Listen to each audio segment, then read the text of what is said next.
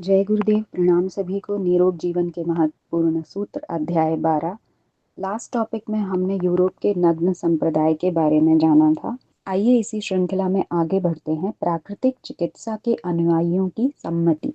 प्राकृतिक चिकित्सा के ग्रंथों में वस्त्रों की पूर्ण सादगी पर बल दिया गया है और कहा गया है कि वस्त्र यथासंभव कम और हल्के होने चाहिए, जिससे बदन को वायु और प्रकाश मिलता रहे, क्योंकि मनुष्य का चर्म भी प्राणपद वायु को भीतर खींचता है और दूषित वायु को बाहर निकालता रहता है।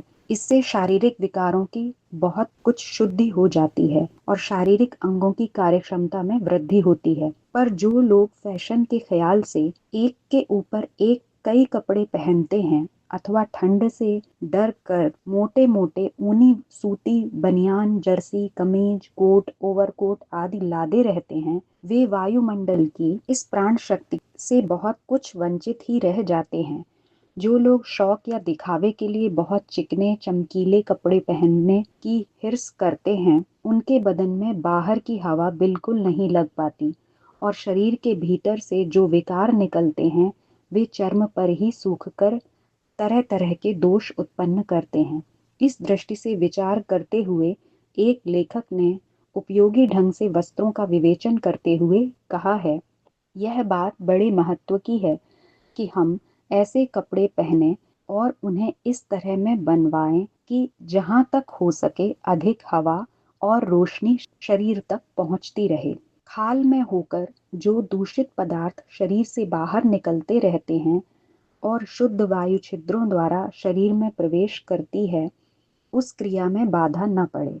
अतएव हमारे वस्त्र ढीले, पतले व जालीदार होने चाहिए। आजकल बाजार में बहुत से इस प्रकार के कपड़े बिकते हैं जो जालीदार व पतले होते हैं, जैसे डोरियां, तंजेब, मलमल, खादी आदि।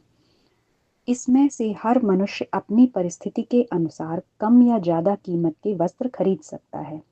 ध्यान यह रहना चाहिए कि ऐसे कपड़े न खरीदें जाएं जिनसे प्रकृति के उद्देश्य को हानि हो या परिवार पर बुरा असर पड़े। पोशाक न केवल जालीदार या पतली हो बल्कि ढीली भी होनी चाहिए। ऐसी पोशाक हरगिज न पहनी जाए जो बहुत चुस्त और कसी हुई हो, जैसे चूड़ीदार पजामा या बिरजिस या तंग बनियान आदि। ये शरीर को अपार हानि पहुंचाते हैं। हमको झूठे फैशन या रूढ़ियों का गुलाम न बन जाना चाहिए और न बहुत अधिक मूल्य वाले वस्त्रों में धन नष्ट करना चाहिए।